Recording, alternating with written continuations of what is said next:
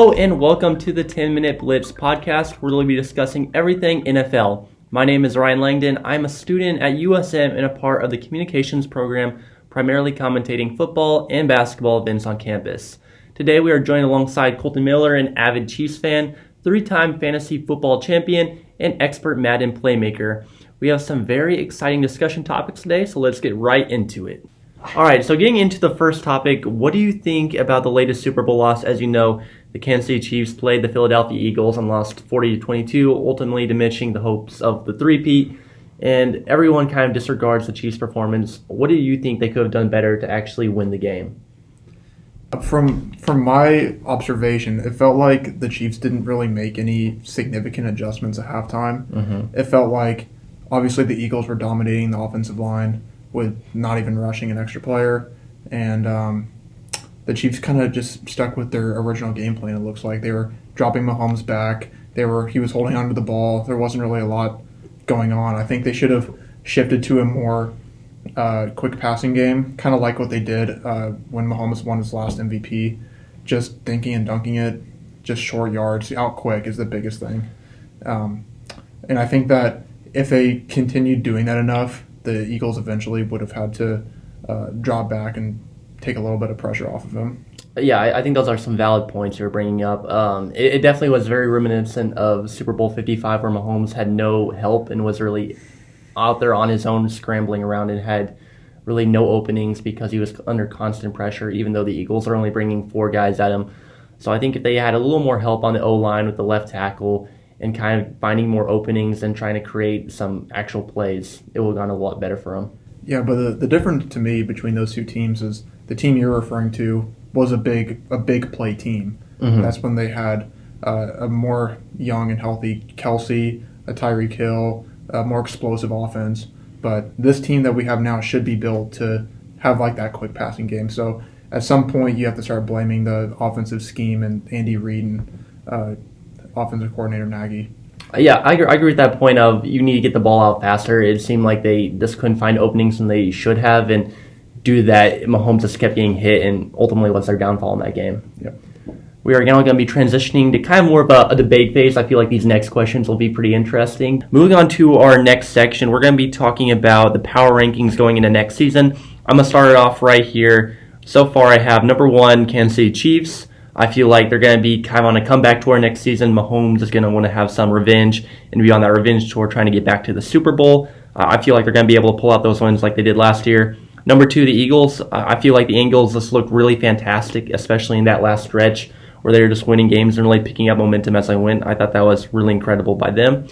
Number 3, I have the Detroit Lions. The Lions are kind of the opposite of the Eagles. They looked fantastic from the start and then kind of struggled as the year kind of winded down, and then, of course, couldn't deliver in the playoffs. But once again, I feel like it's one of those Chiefs things where they're going to really learn, they're going to adjust, and they're going to try to keep moving forward with new pieces around their team. Number 4, I have the Ravens. I feel like the Ravens and the Bills are kind of similar, but I'm kind of putting the Ravens here. I feel confident about John Harbaugh and kind of hoping that they can find some more help deeper in different places on the defense and kind of getting back to where they could be last year with the AFC Championship game and maybe making it to the Super Bowl. And then number 5, I have the Bills. Once again, it's one of those things you always hear, like the Bills say, no, really, this is our year. But it's one of those things where I feel like it's bound to happen at some point. Josh Allen is really Superman when it comes to really making plays happen. So I feel like eventually, whether it gets Mahomes or someone else, I feel like Josh Allen will put together a season and off season where he can actually get to the Super Bowl at some point. Colton, what do you think? Well, it pains me to say it, but I think you're dead wrong about the Chiefs being first. I don't think that they have earned that right. I think that the Eagles, there's no weaknesses to be seen, and there's no changes coming down the pipeline for them. I think that the Chiefs have some obvious holes, and they have problems they need to address, but the Eagles don't have any of that, and they're going to have a full season just to get better. So the way they were dominated, I can't put the Chiefs that high.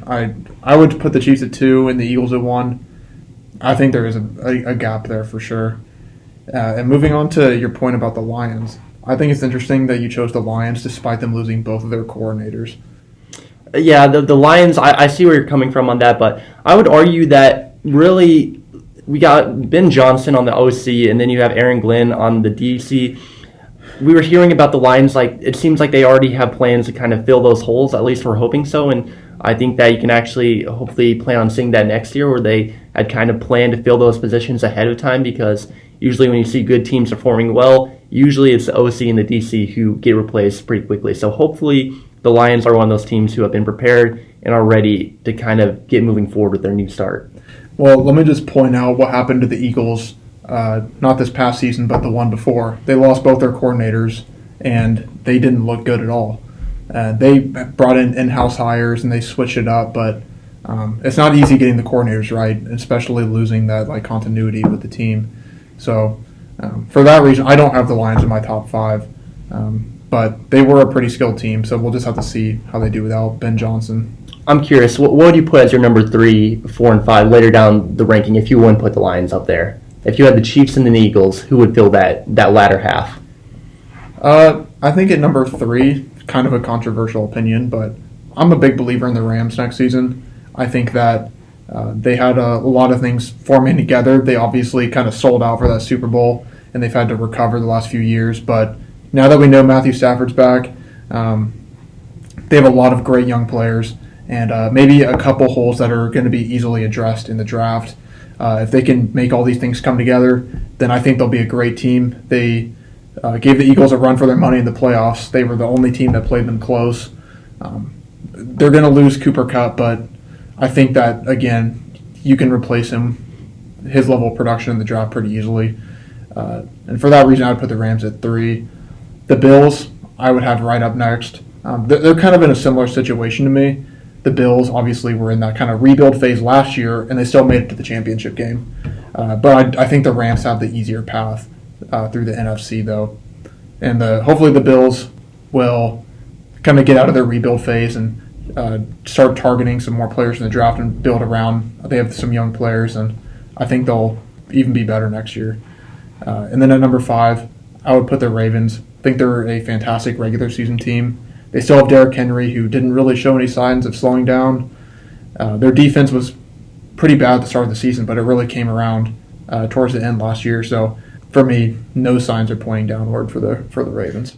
Interesting, and I don't quite agree with your top 5. I still think there's some viable contenders on my list, but I feel like we'll know as we get closer to the season. But while we're on the point of discussion and everything, I'm curious.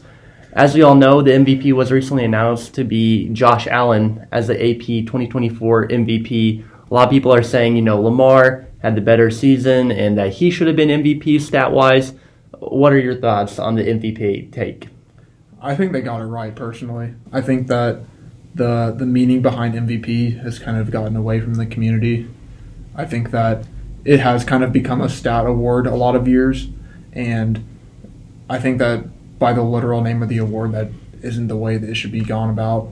I think that Josh Allen was by far more valuable to his team than Lamar was to his. If you take Lamar off the Ravens, they still have a great defense, a great run game.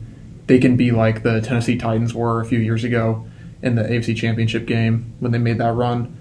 Weak quarterback, great defense, Derrick Henry. But you take Josh Allen away from the Bills, and I just feel like that team isn't the same. I think that he does a lot for them. Even if he's not putting up the stats, he still threatens big runs. He can still do the tush pushes and get the hard yards that Lamar just couldn't get. So I think that there is a statistical case, but I think that Josh Allen definitely is more valuable. I see your point about that, and I agree with it. I think Josh Allen started off hot in the season. I would argue that he would have been my early pick to be MVP. However, Lamar, in my opinion, stepped it up when it came to statistics and being more of the better player in the end. I feel like they're both very similar high-caliber players.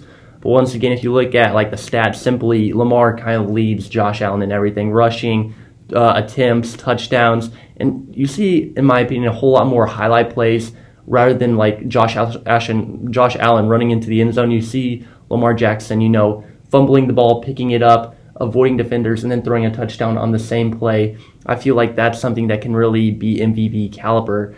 But I think it's one of these things where it's really in the end game voters are just tired. Like, Lamar already has 2. Everyone thought he was going to be like getting his 3rd with MV3, but I think it was just that voter fatigue that really led to Josh Allen getting the award and letting him get his 1st over Lamar getting his 3rd. Yeah, I just think that's kind of an unfortunate thing for Josh. Whether he deserved it or not, that's always going to be looming in the background of just voter fatigue got it for him. So I feel for him in that regard, but he has been on that top tier of being like the difference maker, the force multiplier for years now. So I think he definitely deserves one. Absolutely. I feel like both of them it was a tie race, and it was kind of close to the end of who would be getting it, but ultimately Josh Allen comes out on top. But that concludes our time today talking about different discussions and topics. Make sure to tune in next week as we're going to be talking more about the draft, the combine, and then also kind of like what each team needs, their number 1 needs going into the season next year. Thank you, Colton, for joining us, and we'll see you all next week.